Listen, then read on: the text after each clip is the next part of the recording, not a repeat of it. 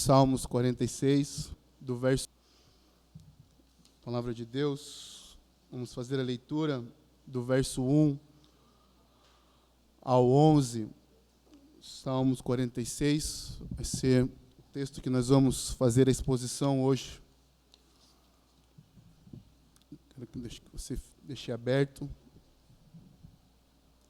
esse texto. Vamos fazer a leitura. A palavra de Deus diz assim, que Deus é o nosso refúgio e fortaleza, socorro bem presente nas tribulações. Portanto, não temeremos, ainda que a terra se transtorne e os montes se abalem no seio dos mares, ainda que as águas tumultuem e espumejem e na sua fúria os montes estremeçam. Há um rio cujas correntes alegram a cidade de Deus, o santuário das moradas do Altíssimo. Deus está no meio dela, jamais será abalada. Deus ajudará desde o romper da manhã. Bramam nações, reinos se abalam. Deus faz ouvir a sua voz e a terra se dissolve. O Senhor dos exércitos está conosco. O Deus de Jacó é o nosso refúgio. Venham contemplar as obras do Senhor, que tem feito desolações na terra. Ele faz cessar as guerras até os confins do mundo. Ele quebra o arco e despedaça a lança e queima os carros no fogo. Aquietem-se e saibam que eu sou Deus. Sou exaltado entre as nações, sou exaltado na terra. O Senhor dos exércitos está conosco. O Deus de Jacó é o nosso refúgio. Amém. Vamos ao Senhor em oração. Senhor, nós estamos aqui diante do Senhor. Nós queremos continuar contemplando o Senhor, Pai. Como nós cantamos aqui, a única pessoa que nós queremos contemplar, Pai, é o Senhor, Pai. Tira os nossos olhos, ó Pai, do pecado. Tira os nossos olhos, ó Deus, das angústias. Tira os nossos olhos, ó Pai, de tudo aquilo que olhos estejam no Senhor. Nosso coração, Pai, de ansiedade. E que os nossos olhos estejam no Senhor, contemplando a sua glória, a sua majestade. Mas esse contemplar, ó Deus, seja um contemplar de descanso. Nós queremos, ó Deus, te pedir que o Teu Espírito Santo nos ensine nessa noite por meio desse texto, por meio da Sua palavra que é santa, que é inspirada, que é infalível, que é inerrante, que é útil, agradável, aonde o Senhor corrige, o Senhor exorta, o Senhor consola. Nós queremos, ó Deus, pedir. Nós queremos, ó Deus, e necessitamos de Ti, Pai. Essa é a minha oração que faço em nome de Jesus. Amém. Meus amados, se nós formos pensar, não sei se a gente sempre usa a ideia de que a vida é uma viagem. Sempre fala sobre isso, se você já leu, já viu, no Instagram, no Facebook, que a vida é uma viagem. Se a vida é uma viagem, eu gostaria de falar de um veículo. A gente pode, quando se fala de viagem, você pode estar viajando de várias formas, seja de carro, de moto, de avião, de navio. Mas se fôssemos viver uma vida, é uma viagem, eu colocaria que nós estivéssemos num avião.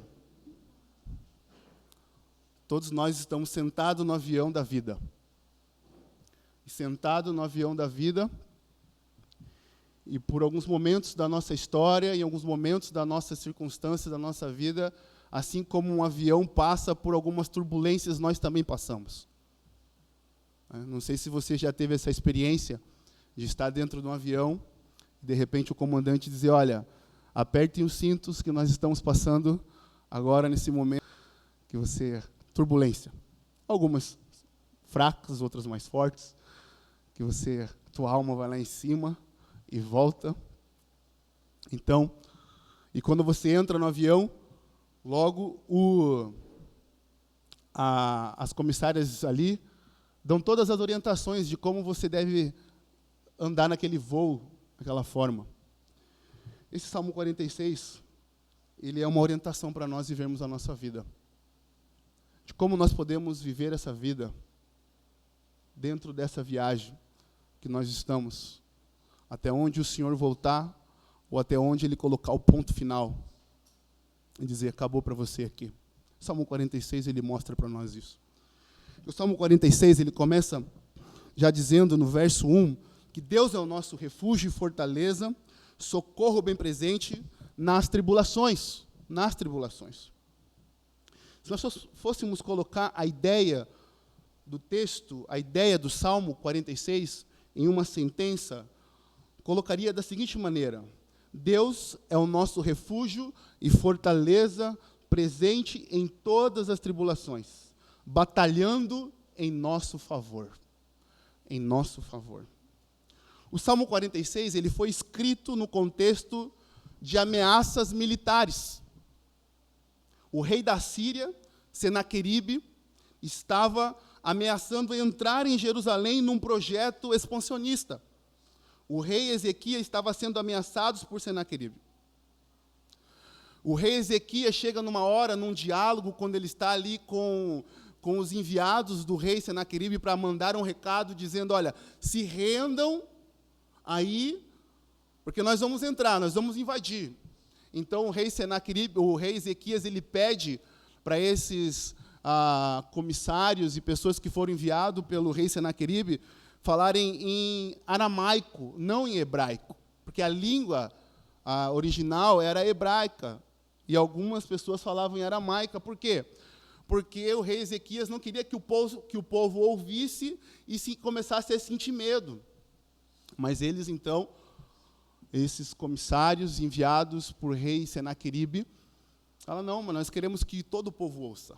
Nós queremos que todo o povo ouça que o rei Senaqueribe, que a Síria vai invadir Jerusalém. Vai invadir Jerusalém. E nós queremos que não só ouçam, mas que vocês se rendam e não acreditam no rei Ezequias e nem acreditam que o Senhor, o Deus de vocês, pode salvar. Por quê? Porque a Síria já estava vindo, tomando outras terras, outras nações ao redor ali, incluindo Laquis, que era uma das mais importantes do reino. Então, a Síria já vinha abatendo vários reinados ali. Então, nesse diálogo que está em 2 Reis, se você for ler depois na sua casa, no capítulo 18 e o capítulo 19, e 2 Crônica, da Isaías 36 e 37, mostra esse diálogo ali das ameaças que o rei Senaqueribe e Rabseque estão fazendo ao rei de Israel, a Jerusalém, a Ezequias. Eles estão falando, olha, todos os outros reinos com seus deuses foram derrotados por nós. A não ser vocês. Vocês não vão ganhar da gente. Então é bom que vocês se rendam. É bom que vocês se rendam. Mas quando a gente olha para a história, a gente vê em Isaías 37, verso 36 e 38, diz que quando o exército da Síria estava cercando a cidade de Jerusalém, algo acontece. O que acontece? O texto diz, Isaías 37, verso 36 e 38, diz que então saiu um anjo do Senhor e feriu no arraial dos assírios 185 mil deles. E quando se levantaram pela manhã cedo, eis que todos estes eram corpos mortos. Assim Senaqueribe, rei da Síria, se retirou e se foi e voltou e habitou em Nínive. E sucedeu que, estando ele prostrado na casa de Nirosque, seu deus, Adrameleque e Sarazer, seus filhos, o feriram à espada e escaparam para a terra de Ararate, e Esar-Haddon, seu filho, reinou em seu lugar. O que acontece? Que o cerco que a Síria fez com Jerusalém acabou em nada. eles tiveram que se retirar, Senaqueribe foi embora, e a Jerusalém ficou intacta. Então, esse salmo que nós lemos, ele está sendo escrito fora do ponto desse contexto. Ele foi escrito dentro desse contexto, dentro da vitória do povo de Deus, em meio às ameaças, às tribulações, em meio às ameaças. Então, veja, o primeiro ponto que nós podemos observar, ou poderíamos dividir o texto, é que Deus é o nosso refúgio e fortaleza nas tribulações. Do verso 1 ao 3, do verso 4 ao 7, nós podemos colocar que Deus se faz presente em meio às nossas tribulações, e dos versos 8 ao 11, nós colocamos que Deus batalha por nós nas nossas tribulações. Percebe, meus irmãos, que o Salmo 46, ele está concentrado no Senhor. No Senhor, o Salmo 46, ele está concentrado. Nos 11 versículos que nós lemos, que compõem o Salmo, o nome de Deus, ou Senhor, é citado 10 vezes. 10 vezes. Então, esse Salmo enfatiza quem Ele é para o seu povo.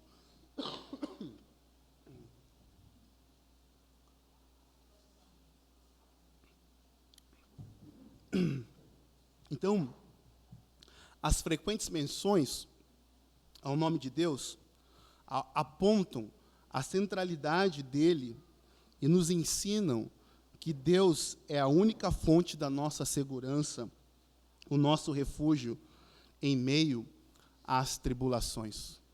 Deus é a única fonte, a nossa segurança, o nosso refúgio em meio às tribulações. Então, o Salmo fala sobre como podemos ter segurança em Deus, independente das circunstâncias. Então, o salmista está apontando para nós, e ele descreve, no versos aqui do 1 ao 3, as tribulações. Os versos 2 e 3, ele descreve tribulações que vêm por meio de catástrofes, como desastres naturais, terremotos, vendavais, tempestades. Como Deus mostra como podemos ter segurança em meio à guerra. Como Deus é a nossa fortaleza e podemos buscar refúgio nele. Então veja, o verso 2 e 3, o salmista está dizendo, portanto nós não temeremos. Nós não temeremos ainda que a terra se transtorne, ainda que o monte se abale no seio dos mares. Então ele coloca aqui que diante de catástrofes, o Senhor é o refúgio. E a palavra refúgio, aqui citada 3 vezes no Salmo, no versículo 1, no verso 7 e no verso 11, tem a ver com um abrigo, um lugar seguro de proteção, aonde buscamos nos resguardar dos perigos e das perseguições. E a palavra fortaleza, mostrando que Deus é esse lugar seguro e poderoso. Então, no verso 2 e 3, o salmista está descrevendo os eventos naturais. Ele está usando a terra, os montes e os mares. E, meus irmãos, na mente hebraica, o mar representava o mal e o caos. E os montes, sendo o oposto do mar, os montes representavam estabilidade.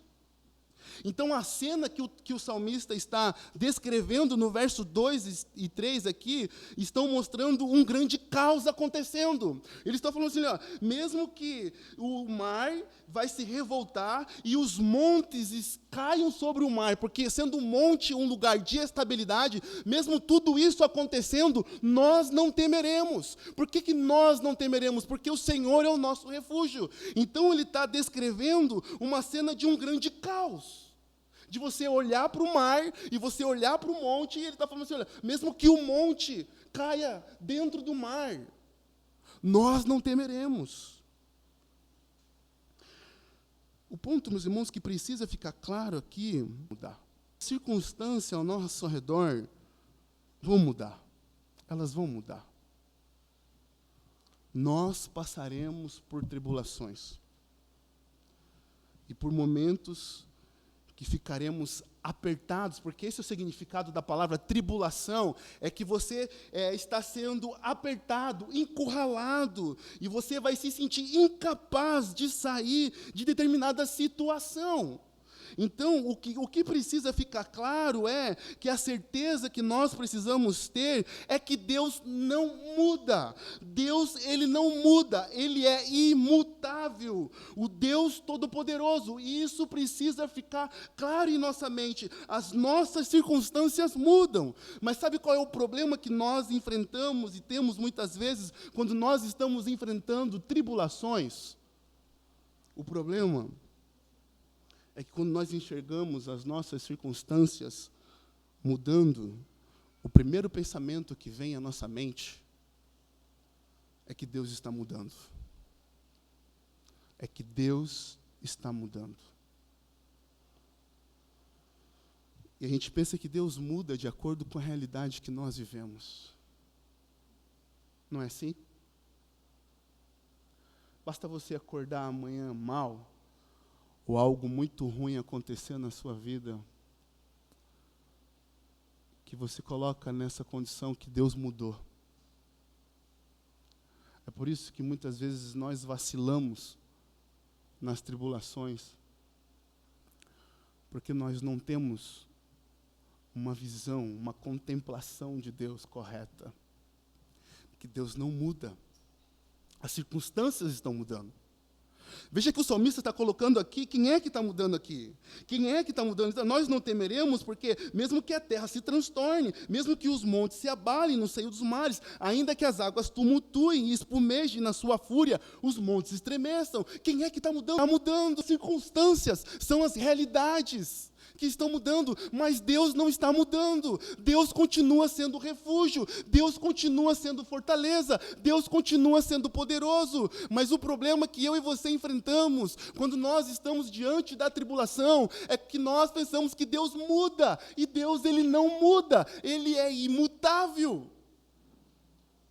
E Ele é onipotente. Porque Deus é um refúgio seguro. Por que Deus é um refúgio seguro? Porque Ele não muda. Ele não muda. Hoje eu vou tomar bastante água, porque essa semana, lá em casa, passamos pela tribulação da enfermidade. Veja, você não busca refúgio ou segurança em uma pessoa que uma hora trata você bem, em outro momento trata você mal. Você não busca. Você não busca refúgio em alguém que marca compromissos com você e, de repente, deixa você na mão. Não. E é exatamente isso que nós temos que ter em nossas mentes, que Deus, Ele é o nosso refúgio e fortaleza segura, porque Ele não muda. Tribulações vão acontecer na nossa vida.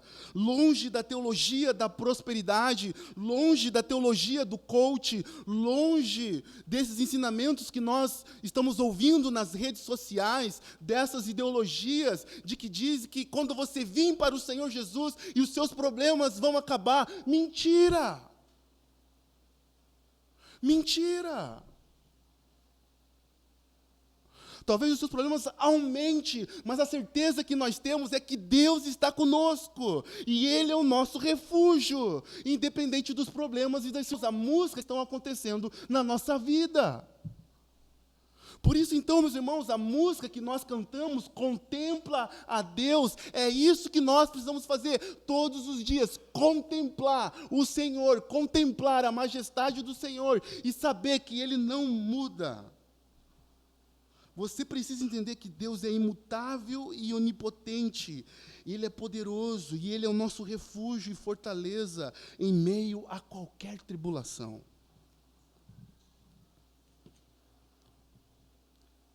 Outra coisa que nós fazemos diante da tribulação, que a gente acha que tem tribulação que Deus pode suportar, né?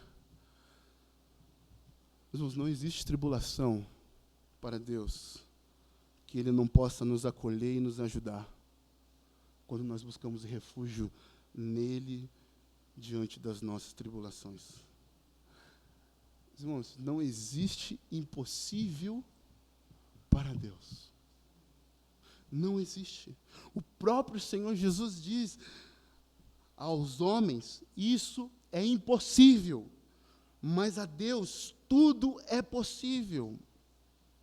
E isso precisa ficar fincado em nossos corações, cravado em nossos corações, que não existe impossível ao Senhor. Não existe, meus irmãos. Por isso que nós somos o povo do impossível, não porque a força está nos nossos braços, não porque nós temos uma retórica, não porque nós somos inteligentes, não porque nós temos dinheiro, não porque nós temos algo a oferecer a Deus. Não, para Deus não existe impossível, porque Ele é o Todo-Poderoso.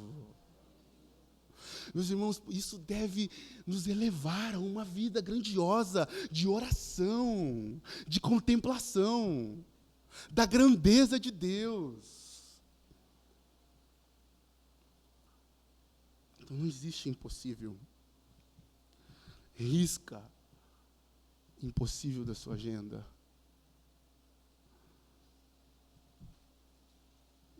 Risca, porque não existe para Deus impossível. Todas as coisas são possíveis para o Senhor, se Ele quiser e for de acordo com a vontade de Deus.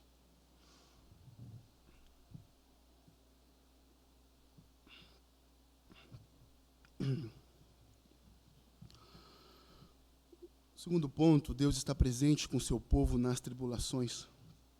Os versos 4 ao 7 mostra para nós a presença de Deus no meio do seu povo, auxiliando o seu povo no meio da tribulação. O verso 4 mostra para nós que há um rio cujas correntes alegram a cidade de Deus, das moradas, o santuário das moradas de Deus. Então veja, o ponto aqui, meus irmãos, é que Jerusalém não tem rio. Isso é uma questão interessante. Jerusalém, ela não tem rio. O que acontece? No reinado de Ezequias, então, ele usa de sabedoria, de tecnologia da época, ele constrói o quê? Um sistema subterrâneo. E esse sistema subterrâneo de abastecimento que ligava os rios de Gion, do Vale de Cedron, ao tanque de Siloé, dentro da cidade, de modo que havia água disponível. Então, Ezequias monta uma equipe, os trabalhadores, e constrói túnel subterrâneo para chegar até o rio de Gion, que ficava quase a 1 quilômetro de Jerusalém. Então, Jerusalém, ela foi uma das cidades da antiguidade, rios, construída perto de rios. Porque qual é a lógica? Toda cidade é construída perto dos rios, onde floresce vida, onde tem água, onde chegam embarcações, onde tem negociações, onde tem vida. A gente tem aqui o nosso Acre. Você percebe que a cidade foi crescendo a partir do rio para cá. Então, mesma coisa Jerusalém. Jerusalém não foi construída perto de rios. Mas Ezequias, então, ele usa de sabedoria. No mesmo tempo que quando Ezequias está sendo ameaçado pelo rei da Síria, o que ele faz? Ele fecha os túneis subterrâneos, para que não venha a ter uma invasão pelos túneis. Então, Ezequias ele usa dessa sabedoria de fazer os abastecimentos, um sistema subterrâneo de abastecimento que ligava os rios de Gion. Então, é mais provável que essa referência ela seja o quê? Ilustrativa, que esteja baseada na equiparação comum de Jerusalém na terra prometida do Jardim do Éden. O que é? Que tinha um notável rio. E tanto o Éden como Jerusalém, ele serve do quê? De exemplos, como lugares da presença especial de Deus. O santuário das moradas do Altíssimo o santuário ficava em Jerusalém, no Monte Sião, e era considerada a morada da presença de Deus. O santuário, o templo, era onde Deus manifestava a sua presença. Ali aconteciam sacrifícios, festas, celebrações ordenadas pela lei. Então, vejamos, irmãos, qual é o ponto aqui para nós? O ponto é que dentro das tribulações, o que não deixa secar a nossa alma, em meio ao sofrimento, os sofrimentos que nos assolam, é a certeza da presença de Deus conosco. É a certeza da presença de Deus conosco. Diante das circunstâncias tenebrosas de nossas vidas, o que nos mantém de pé é o rio da graça que flui do trono de Deus. E veja quando Jeremias escreve, em um momento que o povo de Deus abandona o Senhor, Jeremias escreve em Jeremias 2:13, diz: porque o meu povo fez duas maldades a mim, me deixaram o manancial de águas vivas e cavaram cisternas rotas que não retêm águas. Então, meus irmãos, quando nós abandonamos a presença de Deus, nós estamos abandonando aquilo que pode nos dar vida, aquilo que pode preencher a nossa alma. E geralmente, meus irmãos, quando nós estamos sendo encurralados diante de sofrimento, muitas das vezes, nós buscamos outros recursos em vez do Senhor. Nós buscamos a nossa forma de fazer as coisas. E veja que Jeremias, ele descreve bem. A mim me deixaram a Deus, um manancial de águas vivas. O único lugar onde nós podemos beber de águas vivas é da presença de Deus. Por isso, quando Jesus fala, eu sou a água da vida, eu sou a água da vida. Quem beber da minha água nunca mais terá sede. Nunca mais terá sede. Jeremias descreve que quando nós abandonamos o Senhor, que é a água da vida, nós cavamos cisternas, mas são cisternas rotas. Nós cavamos lagos, açudes, rotas, onde não tem água viva, onde não tem água para beber, em meio para refrescar a alma e o coração. Quando nós abandonamos o Senhor em meio às tribulações, a nossa alma entra para baixo em profunda tristeza, porque não tem mais a água da vida, que pode trazer o refrigério. Por isso que o salmista, o Salmo 23 diz, guia-me pelas veredas e me leva às águas tranquilas e refrigera a minha alma. Então, meus irmãos, quando nós estivermos passando por tribulações, nós devemos nos refugiar no Senhor, porque é Ele somente que pode refrigerar a nossa alma. É Ele que pode vivificar o nosso coração. E olha o verso 5. O verso 5 ele diz, Deus está no meio dela e jamais será abalado. Deus ajudará desde o romper da manhã. Então Deus está presente no meio do seu povo, ajudando o seu povo diante das tribulações.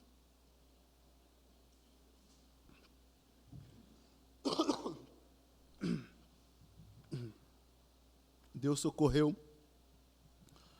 Jerusalém quando, diante das ameaças de Senaqueribe, enviou um anjo para destruir o exército assírio.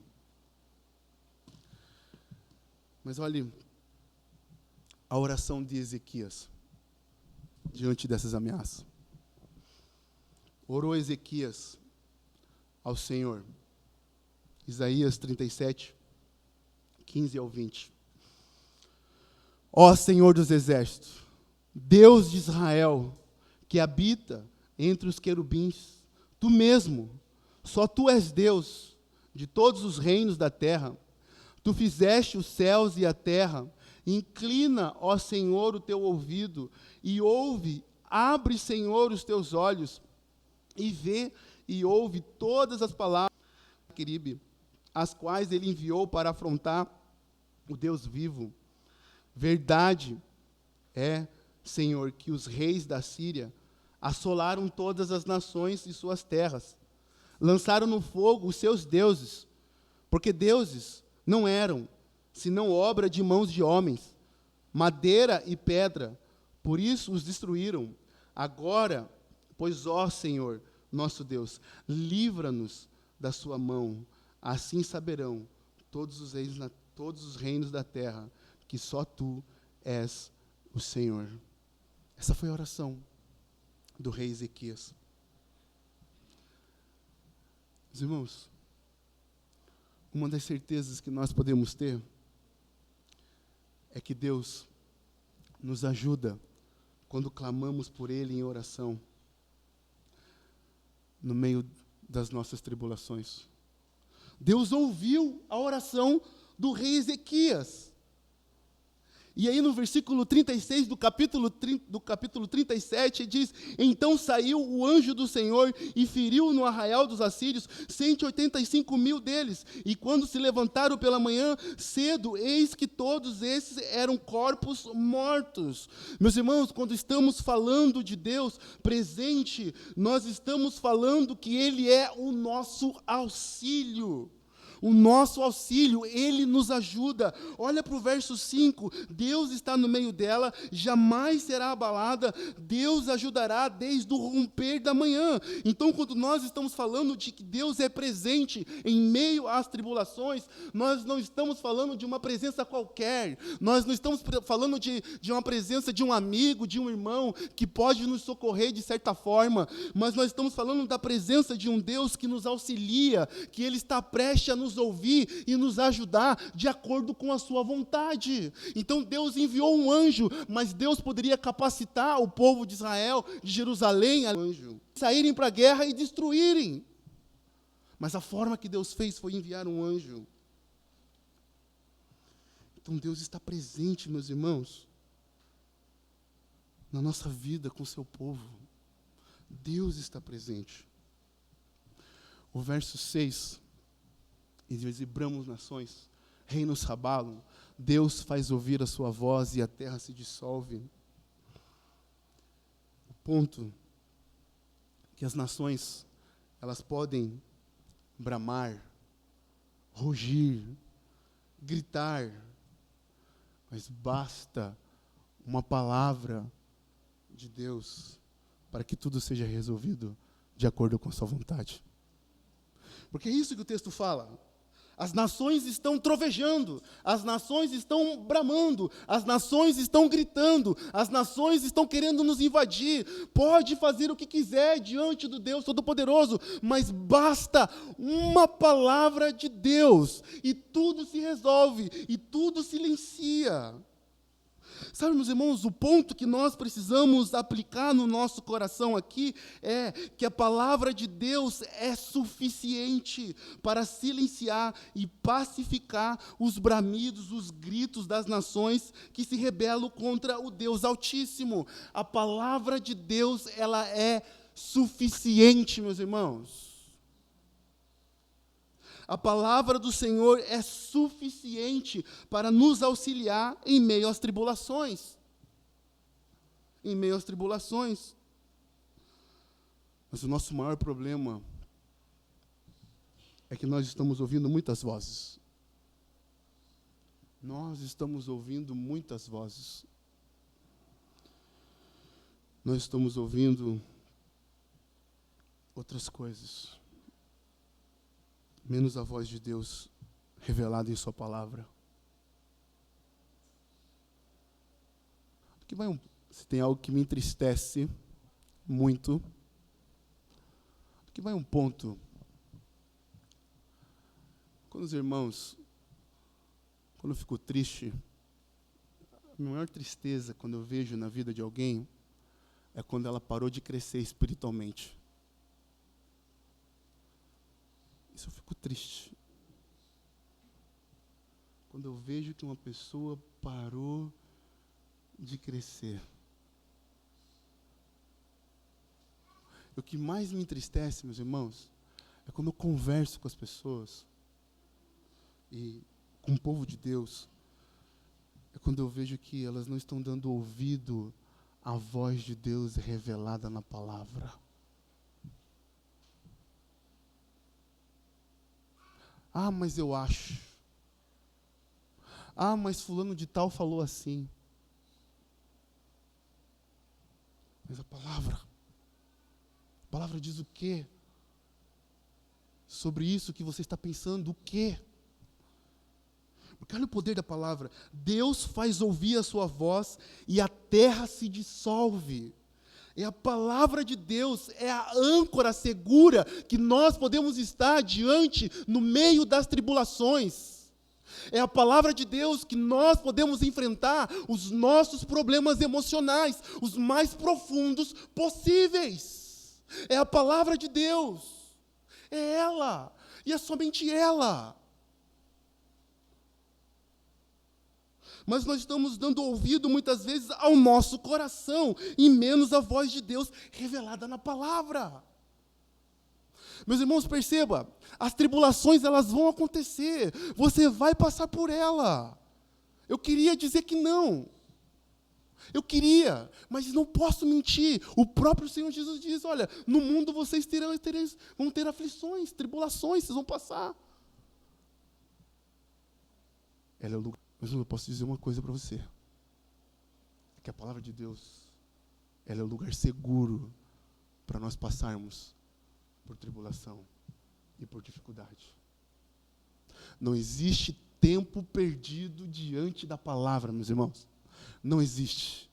Não existe tempo perdido quando você separa 1 hora, 2 horas, 3 horas, o quanto tempo for necessário para estar diante da palavra eterna de Deus, infalível de Deus, poderosa de Deus. Foi exatamente isso, meus irmãos, que eu propus no meu coração, memorizar esse salmo.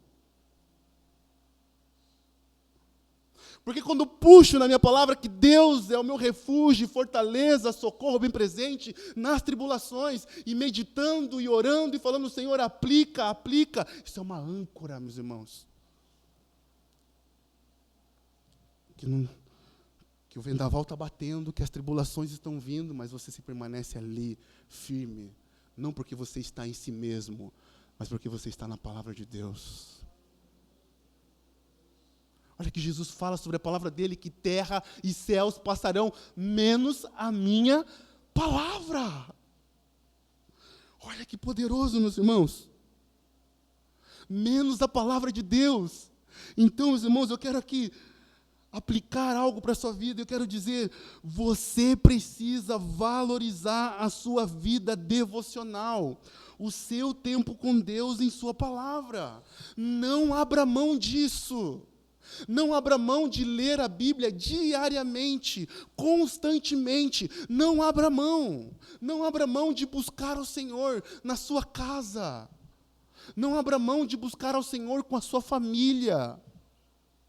Porque você está abrindo a mão de algo eterno. Você não está abrindo a mão de coisas efêmeras, passageiras. Você está abrindo a mão de algo eterno. Da única coisa que pode suportar esse sofrimento que você está passando ou vai passar na sua vida. Meus irmãos, é urgente valorizar a meditação. A gente lê a Bíblia muitas vezes apenas como se um desencargo de consciência. Mas a gente não medita na palavra de Deus. Nós não ruminamos, meditamos, pensamos o que é. Se eu te perguntar, o que você leu ontem da palavra de Deus, você consegue me dizer? Não estou falando de tudo. Você consegue me dizer o que você leu e o que você aprendeu da palavra do Senhor?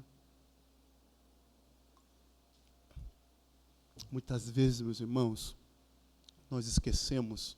Não estou falando para você lembrar de tudo, mas de um princípio que o Senhor te ensinou em sua palavra. É porque nós não meditamos na palavra do Senhor. Nós não refletimos. Nós apenas lemos, e saímos correndo para enfrentar o dia a dia, fazendo tudo depressa, a ponto de esquecer o que leu pelo caminho. Quero encorajar você a praticar a memorização das Escrituras. Memorize as Escrituras. Lute. Jogue a desculpa de lado que sua memória é fraca e lute com toda a força que você tem. Memorize as Escrituras. Lute com toda a sua força. Sabe aquele ditado?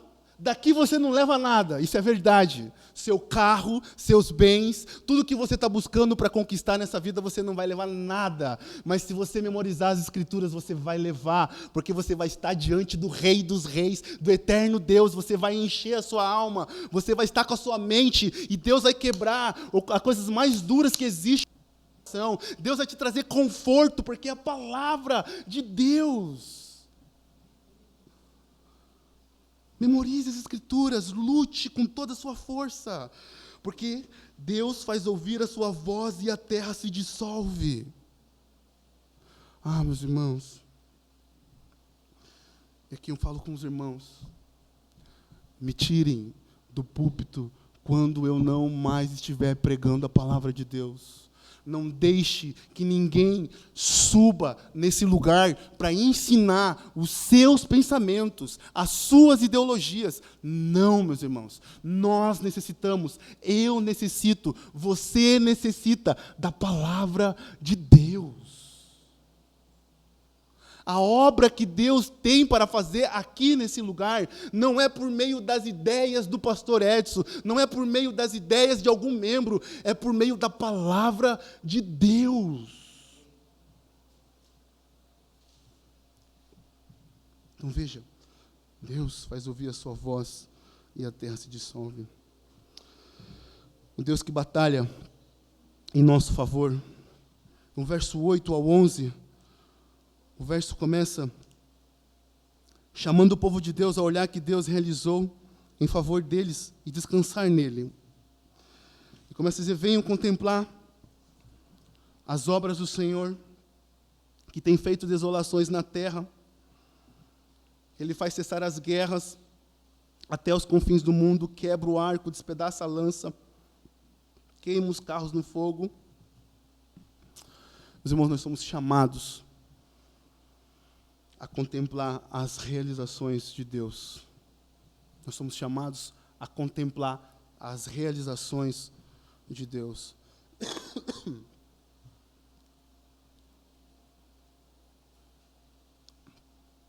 Começando por sua criação, Deus criou o mundo em 6 dias. Do nada. Do nada Deus criou o mundo, Ele fez todas as coisas. Eu não sei quando você para pensar sobre isso. Veja, a partir de Abraão, Deus formou uma grande nação. Deus usou a vida de José, mesmo tendo sido vendido como escravo para abençoar o seu povo e contribuir para a formação dessa nação. Deus usou Moisés para libertar o povo de Israel das mãos de Faraó. Ele abriu o Mar Vermelho. E na plenitude dos tempos, Deus enviou seu Filho para se entregar na cruz e morrer por pecadores e dizer: está consumado. Então Ele ressuscita ao 3º dia e vence a morte, o maior inimigo. Meus irmãos, nós somos chamados a contemplar as realizações de Deus, o que Ele fez na história do mundo. A Bíblia não está contando histórias ilustrativas, meus irmãos. A Bíblia está contando fatos que aconteceram. Cristo Jesus morreu na cruz por causa dos nossos pecados e disse: está consumado. E Ele venceu a morte. Por isso, então, voltando para o verso 5 e dizendo assim: olha, Deus está no meio dela e jamais será abalada. Esse ponto aqui quer dizer que Deus está no nosso meio, nós não seremos abalados. Por quê? Porque Cristo nos guarda até nos levar seguro para o nosso lar. Para o nosso lar. Perceba, meus irmãos, como somos chamados pela palavra de Deus: venham contemplar as obras do Senhor. Venham contemplar. Isaías 45, verso 22 diz: olhai para mim, a pessoa, e sede salvos. Quando nós contemplamos as obras do Senhor e colocamos a fé nele, na obra da cruz, se você ainda não crê em Cristo como Jesus, hoje é dia de você olhar para Cristo e você receber a Cristo como o único, suficiente Salvador de sua vida e ser salvo por Ele.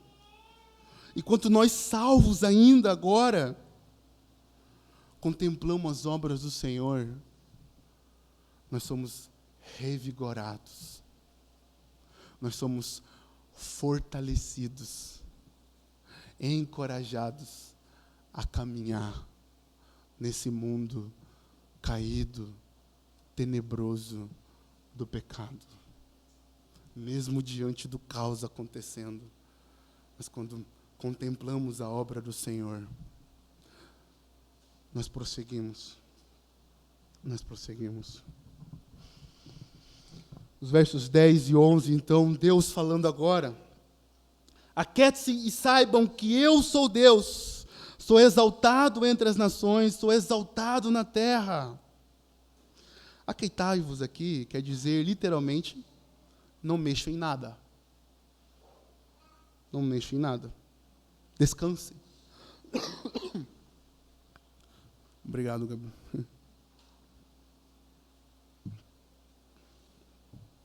Parece que essa palavra, ela soa até ofensivo no tempo que nós estamos vivendo, não é verdade?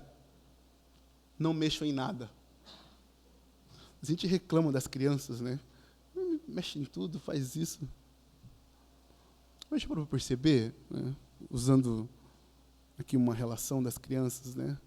A ideia, a mente cognitiva, não quero dizer que elas não aprendam, elas vão aprender, elas estão aprendendo, mas não é madura ainda. Mas e a gente que é maduro? Nós que somos maduros, que já temos um tico e teco formado, bem formado, já sabe o que é certo e o que é errado. E Deus está falando: aquietai-vos, aquietem-se. E essa palavra, eu sou Deus. E essa palavra, parece que hoje ela é ofensiva. E Deus está falando para nós: descansem. E sabe que eu sou Deus.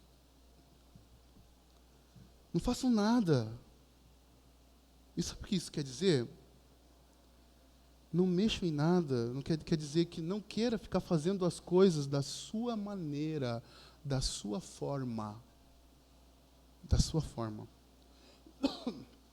Enquanto eu pensava, meditava nesse verso, eu lembrei de quem? Marta e Maria. Marta e Maria. Interessante. Quando nós olhamos para esse cenário, para essas duas cenas, Jesus entra na casa das duas irmãs, Marta e Maria. O que Marta começa a se ocupar, fazendo muitos afazeres, preparando tudo para receber Jesus. Enquanto isso, a preguiçosa da Maria está lá sentada aos pés de Jesus. E a trabalhadora da Marta está lá trabalhando. E Marta, cheia de razão, olha para Jesus. E o que ela diz? Senhor, não vai mandar minha irmã me ajudar aqui, não fazer as coisas? Está vendo quantas coisas eu estou fazendo aqui? E ela está aí, sentada aos seus pés, fazendo nada. Nada. E Jesus responde para Marta. Marta se sentindo sobrecarregada. E Jesus responde: Marta, Marta, você está preocupada e inquieta com muitas coisas. Todavia, apenas uma, esta necessária. Maria escolheu a boa parte, e esta não lhe será tirada. É interessante, meus irmãos. Você percebe que a obra da salvação em Cristo Jesus é uma obra que nós não fazemos nada. Nós apenas olhamos para Cristo com fé e arrependimento. Nós não fazemos nada. Maria, aos olhos de Marta, era uma preguiçosa. Mas o Senhor Jesus responde e diz: ela escolheu a boa parte e essa não lhe será tirada. Diante das tribulações, meus irmãos, e da nossa vida, do nosso dia a dia, nós precisamos sempre estar assentado aos pés de Deus e entender que Ele é Deus. Deus está dizendo, olha o que Ele está dizendo: aquiete-se, saibam que eu sou Deus. Eu sou Deus na situação. Você não é Deus. Você quer agir como eu, mas você não é. Porque é exatamente isso que nós queremos fazer. As mães, então, elas querem ser oniscientes. Elas querem estar em todos os lugares ao mesmo tempo. E nós também temos essa síndrome. Nós queremos fazer tudo, nós queremos nos achar Deus, a redenção das pessoas, e você não é a redenção da sua circunstância, a redenção, a salvação da sua circunstância, a paz que você precisa da sua circunstância, da sua tribulação que você está passando, dos seus problemas, é Deus, e Deus está dizendo: olha, eu sou Deus, então calma lá, eu sou, olha aqui o que Deus está dizendo para nós. Saibam que eu sou Deus. Eu sou exaltado entre as nações, sou exaltado na terra. Meus irmãos, nós precisamos viver como Maria. O nosso coração precisa estar aos pés de Jesus. Não nas muitas coisas que nós temos para fazer. Não nas estratégias que nós temos para fazer a nossa vida. Não, nós precisamos nos aquietar. Deus não perdeu o controle de nada. Ele é exaltado. Me diga uma coisa, se sua vida é igual à minha, sua vida já saiu do seu controle? Qual foi a última vez que você disse: poxa, perdi o controle nessa semana? Nada do que eu planejei deu certo. Você tem a sensação que Deus faz assim, né? Você sai, 6 horas da manhã, aí Deus pega a sua agenda,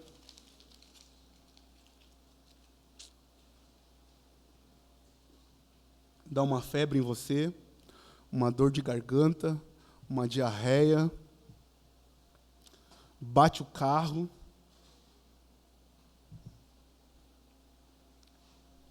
Ele é Deus, Ele continua no trono.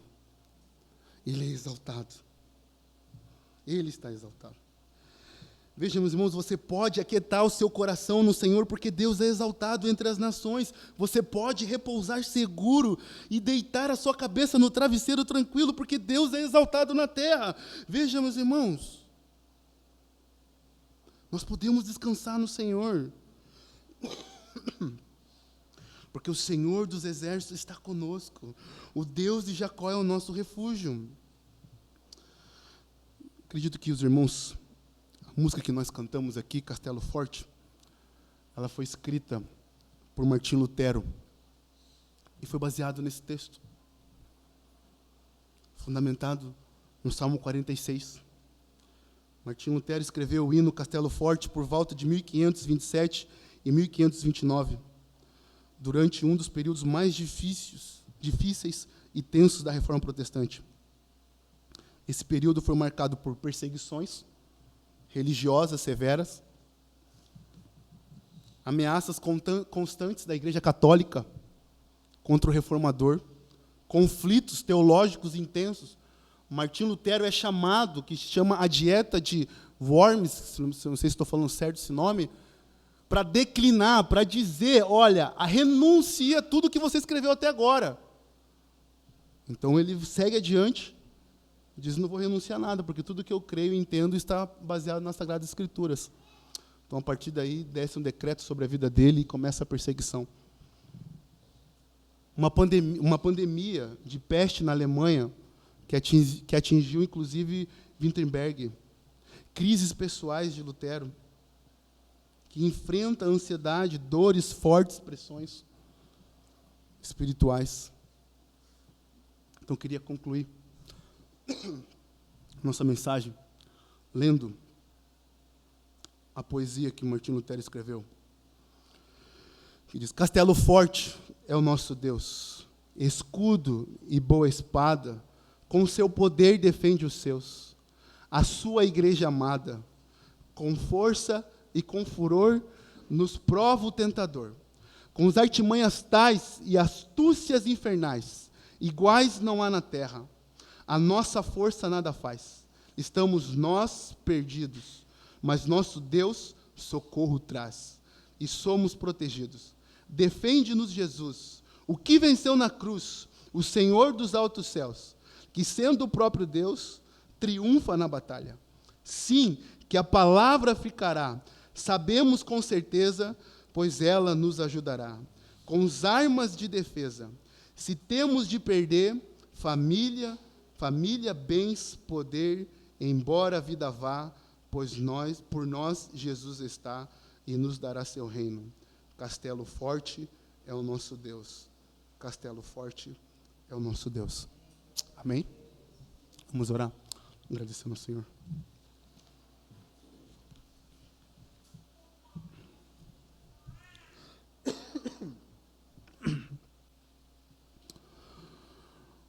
Pai, nós louvamos o Teu nome, Pai, por tudo que o Senhor tem feito por nós. Obrigado, Senhor Deus, porque o Senhor é o nosso socorro. O Senhor, ó Deus, conhece como cada alma, como cada coração está aqui. O Senhor conhece o nosso dia a dia. O Senhor conhece, ó Deus, os momentos de frieza que nós vivemos em nossas circunstâncias. Mas o Senhor é o Deus que pode nos dar o verdadeiro refúgio. É o Deus que nos socorre. É o Deus que está presente conosco em todos os momentos. E nós queremos, ó Deus, buscar a sua face. Eu não conheço, ó Deus, como se encontra os meus irmãos aqui. Eu não sei quais são as lutas que cada um tem passado. Mas uma coisa, ó Deus, eu sei, que o Senhor está presente conosco, Pai. Que o Senhor é o Deus exaltado entre as nações, exaltado na terra. Ó Deus, nos ajuda a confiarmos, nos ajuda, Senhor Deus, a confiar em Ti, mesmo quando a confiança nos faltar, Senhor Deus. Nos ajuda a prosseguir, Senhor Deus, mesmo quando os nossos olhos estiverem turvos. Alimenta a nossa fé, ó Deus, com a Tua palavra, com a Tua santa palavra, ó Deus. Nos ajuda, Senhor Deus, com a Sua palavra que é a espada, a Tua palavra que é poderosa, que é a Tua palavra que nos dá, ó Deus, o alimento necessário para todos os dias, Senhor. Nos ajuda, ó Deus, nas nossas tribulações. Mas, ó Deus, nos ajuda a mantermos a fé, Pai, no Senhor. Talvez podemos perder família, talvez podemos perder emprego, talvez podemos perder amigos, talvez podemos, ó Pai querido, perder prestígio das pessoas, mas não nos deixa perdermos a fé no Senhor, Pai. e buscarmos o Senhor em meio às nossas tribulações. Não nos deixe, ó Deus, enxergar os momentos de tribulação como algo que nós devemos ficar ensimesmados, mas sim, ó Deus, lembrarmos que o Senhor luta por nós, que o Senhor batalha as nossas lutas, que o Senhor vai à frente, porque o Senhor dos exércitos está conosco, o Deus de Jacó, o Deus da aliança está conosco, Pai. Nós queremos, Senhor, te pedir, renova as nossas forças, Senhor. Renova, Pai querido, nos dá um renovo espiritual, Senhor Deus, derramando sobre nós, ó Pai, um avivamento, um despertamento. Aqueles que estão aqui, Senhor Deus, que estão inseguros, que confiam no Senhor, mas estão andando inseguros. Traz segurança, Senhor Deus, a esse coração, Pai. Traz, ó Deus, conforto, consolo, encorajamento, Senhor. E aqueles que ainda não confessam o Senhor, Pai, faz eles perceberem o quanto eles estão perdendo, Senhor Deus, em viverem uma vida de instabilidade, Senhor Deus, uma vida de caos. Ó Deus, nós queremos que o Senhor venha sobre nós, ó Pai. Abençoa essa igreja, Senhor, com salvação, Senhor Deus, com batismo, Senhor Deus, com pessoas conhecendo o Senhor, entendendo que o Senhor é o socorro seguro, ó Deus, em nome de Jesus, ó Pai. Visita, Senhor Deus, irmãos que estão fracos na fé, Senhor Deus. Pai, em nome de Jesus, derrama da sua graça, Senhor Deus. Que possamos sair daqui para enfrentar essa semana, Pai. Independente de todos os problemas que temos, lembrar, Senhor Deus, que o Senhor é o Deus imutável e o Deus todo-poderoso, Pai. Em nome de Jesus. Amém, Senhor.